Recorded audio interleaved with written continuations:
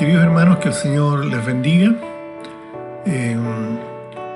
Estamos ya por empezar la lección número 6 de la Escuela Dominical de Apocalipsis. Esto corresponde a los versículos 1 al 7 de Apocalipsis capítulo 2. Pero la vamos a dividir en dos partes. La primera parte va a ser los primeros 3 versículos. Pero antes de ir más allá vamos a tener un momento de oración. Padre Santo, damos gracias, Señor, por el privilegio que usted nos da de poder compartir su palabra. Damos gracias, Señor, porque a través de ella usted nos enseña, ministra nuestras vidas a través de su Espíritu Santo.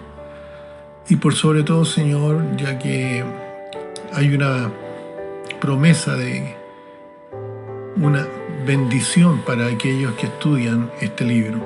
Le pido que bendiga a mis hermanos, Señor, bendiga sus vidas, sus familias, su salud, y que los guarde, Señor, de todo mal. Gracias por este tiempo, en el nombre de Cristo. Amén. Apocalipsis 2, del 1 al 7, corresponde a la carta a la iglesia de Éfeso. Como les dije, vamos a ver los primeros 3 versículos solamente el día de hoy. Dice así la palabra del Señor.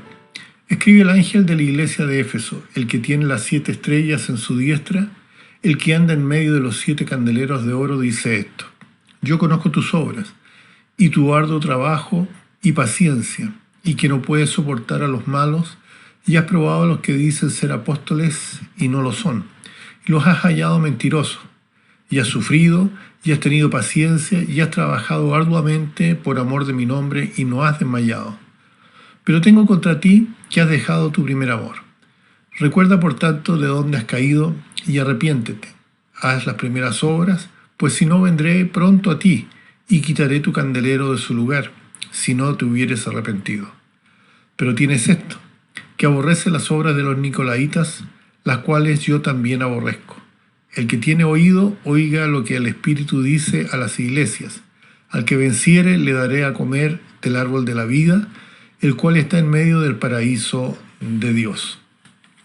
Como hemos visto, el capítulo 1 enfatiza la gloria de Cristo, y este es el tema del libro entero, que va moviéndose progresivamente hasta un clímax, la segunda venida de Cristo a la tierra en poder y gloria, lo cual es descrito en el capítulo 19.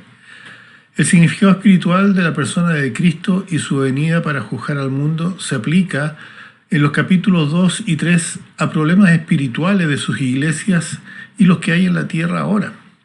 También hemos visto que el número 7 es el número de preferencia, el número simbólico en este libro. 7 es un referente a la perfección, a lo completo.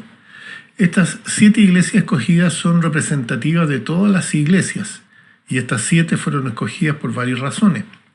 Ustedes se acuerdan del mapa que se mostró hace un par de lecciones atrás, se lo muestran ahora. Estas 7 iglesias estaban ubicadas en 7 centros de comercio de la región de Asia en aquel tiempo. Las 7 iglesias estaban en una ruta circular, por así decirlo, que las conectaba. Estas 7 iglesias tenían nombres bien significativos que describen el carácter y el periodo de la iglesia. Y también describe a cada iglesia que representa. Estos mensajes a las iglesias se ubican entre 2 visiones en este libro: la visión del Cristo glorificado y la visión de los 24 ancianos alrededor del trono, del capítulo 4. Ya que en el capítulo 4 se da una visión de la iglesia en la gloria, ya en el cielo con Cristo después del rapto. Luego los capítulos 2 y 3 tienen que ser solo la descripción del bosquejo profético de la historia espiritual de las iglesias profesantes desde el tiempo de Juan hasta el rapto. De otra manera no tenemos ninguna visión profética de este período, porque la iglesia como institución desaparece de la tierra a partir del capítulo 3. Solamente se vuelve a ver en el capítulo 19 cuando volvemos con Cristo a la tierra. Las 7 iglesias son una visión tanto profética de toda la edad de la iglesia y también en forma particular tiene que ver con su situación local en su tiempo. Lo que para ellos era profético, ahora es historia para nosotros. El orden de estos mensajes a las iglesias fue escogido divinamente para describir el movimiento principal de la historia de la iglesia. Sin embargo, como todas las ilustraciones escriturales, es obvio que cada detalle de los mensajes a las iglesias no es un suceso o acontecimiento profético. Cada carta fue el modelo o criterio mediante el cual se podía medir su estado, es decir, su condición a la vista de Jesucristo. Estas cartas son a la vez el criterio por el que cualquier iglesia o individuo ahora puede entender las cosas de la misma manera. Destino. Éfeso era una gran ciudad, con una excelente bahía, era conocida en su tiempo como el mercado de Asia. También era un centro bancario, a causa de su gran caja de valores, por así decirlo, del templo de Diana. Se consideraba el lugar más seguro de Asia Menor. Éfeso también fue una importante ciudad religiosa. El templo de Diana, o Artemisa según los griegos, ha sido considerado una de las 7 maravillas del mundo antiguo. La diosa Diana era la patrona de todas las prostitutas, y su imagen con muchos senos representaba la fertilidad y la sexualidad. Muchos de los escritores de los tiempos antiguos describen la inmoralidad de esta ciudad. Uno de los pilares de la economía efesia era la producción de imágenes de plata de la diosa Diana, en la que trabajaban muchos plateros. Ahora, los devotos de esta diosa le daban muchas ganancias a ellos, lo vimos ahí en Hechos 19 del 23 al 27. Y les recuerdo, dice así: hubo por aquel tiempo un disturbio no pequeño acerca del camino, referido a los cristianos, porque un platero llamado Demetrio, que hacía de plata templecillos de Diana, daba no poca ganancia a los artífices, a los cuales, reunidos con los obreros del mismo oficio, les dijo: varones, sabéis que de este oficio obtenemos nuestra riqueza. Pero veis y oís que Pablo, no solamente en Éfeso, sino casi en toda Asia, ha apartado a mucha gente con persuasión, diciendo que no son dioses los que se hacen con las manos. Y no solamente hay peligro de que nuestro negocio venga a desacreditarse, sino también que el templo de la gran diosa Diana sea estimado en nada y comienza a ser destruida la majestad de aquella a quien venera toda Asia y el mundo entero. Bueno, aparte de este templo a Diana, también tenemos que decir que había un templo a Augusto César, dedicado justamente a la adoración de este emperador romano. Por otro lado, la magia negra también estaba ampliamente esparcida por la ciudad. Pablo encontró a estos ocultistas y les habló del Evangelio, llevando a algunos de ellos al conocimiento personal de Cristo como Salvador. Lo pueden leer ahí en Hechos 19, del 13 al 19. Pablo fundó y organizó esta iglesia en Éfeso más o menos en el año 55 después de Cristo. Eso aparece en Hechos 18 y 19 en el sentido de que dice: y llegó a Éfeso y los dejó allí entrando en la sinagoga, discutía con los judíos. Él llegó a Éfeso y se quedó ahí 3 años trabajando en medio de una gran oposición. Esto se puede leer en todo el capítulo 19 de Hechos y también en 1 Corintios 16, 8 al 9. Pero probablemente hizo su mejor trabajo en esta ciudad idólatra. Después de Pablo, el pastor de la iglesia fue Timoteo, y luego el apóstol Juan, antes de su exilio a la isla de Patmos. La epístola a los Efesios del Nuevo Testamento fue escrita por Pablo mientras estaba en prisión en la ciudad de Roma alrededor del año 60 después de Cristo. La descripción de Cristo. Nuevamente vemos a Cristo indicando su interés en los asuntos de su iglesia, su cuerpo. Aquí le habla a la iglesia por medio de su pastor, ya que el pastor estaría representando a la iglesia. Cada mensajero a las iglesias estaba protegido por Cristo y era considerado digno de llevar fielmente el mensaje de la gracia y el juicio venidero. Mientras el Señor camina entre las iglesias, está totalmente consciente de los pensamientos y actitudes de ellas, tanto como de los problemas y dificultades que atraviesan. Él ve los sufrimientos, Él ve sus éxitos y sus fallas. Este conocimiento íntimo es algo muy importante en la evaluación que Él hace de sus afectos y motivos. Así como vemos que hay elogios. Había mucho en la iglesia de Éfeso que era digno de elogio y alabanza. Yo conozco tus actividades, yo conozco tus obras, le dice el Señor. Y él usa 7 palabras de alabanza, de elogio a esta iglesia. La primera son las obras, buenas obras. En Efesios 2, 8 y 9 dice, porque por gracia sois salvos por medio de la fe.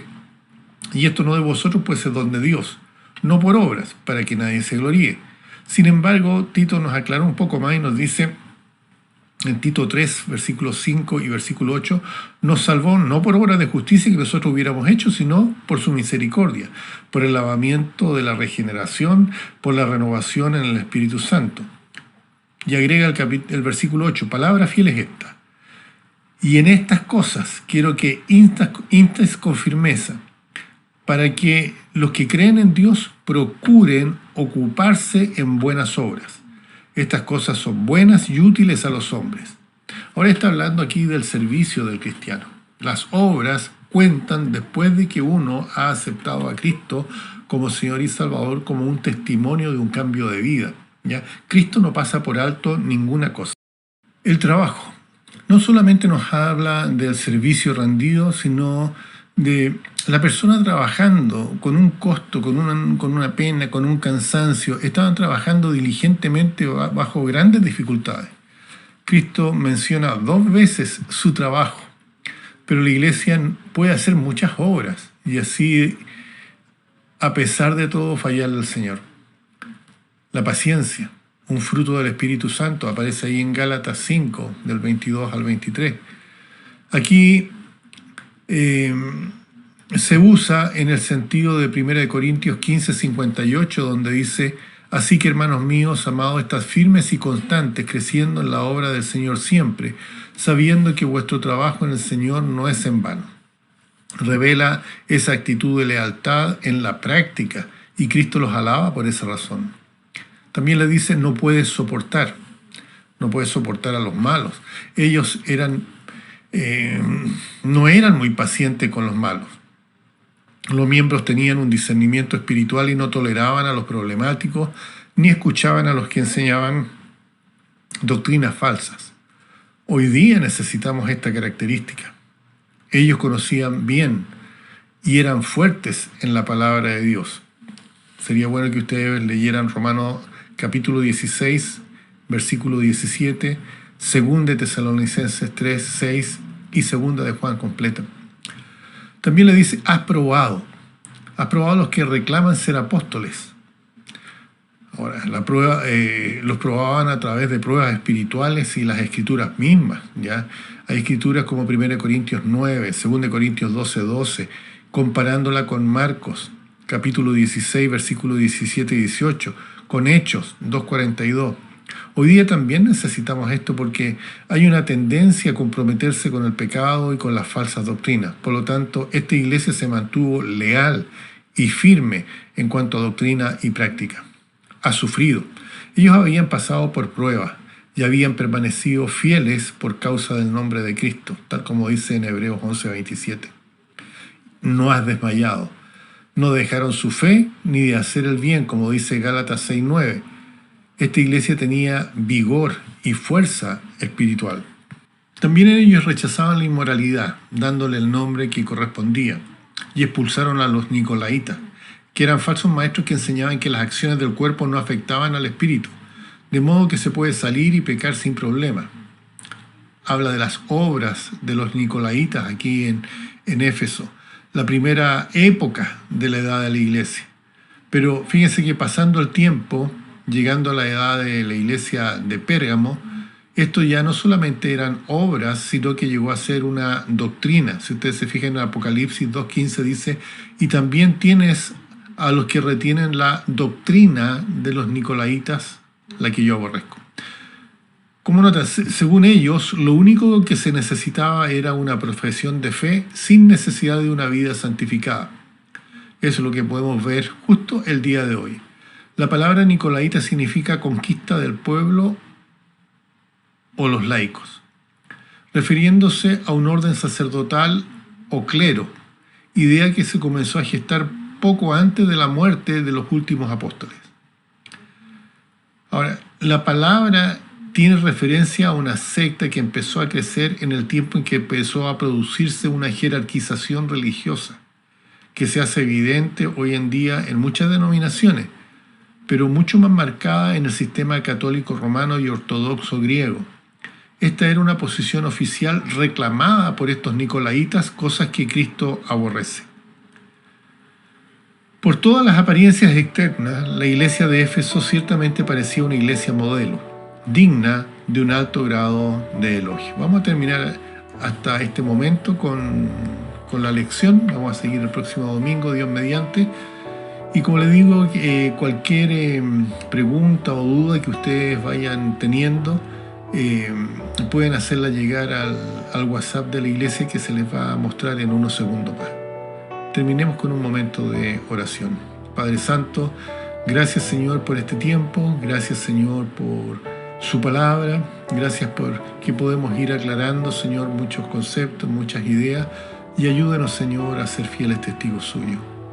Porque en nombre de Cristo lo pedimos. Amén.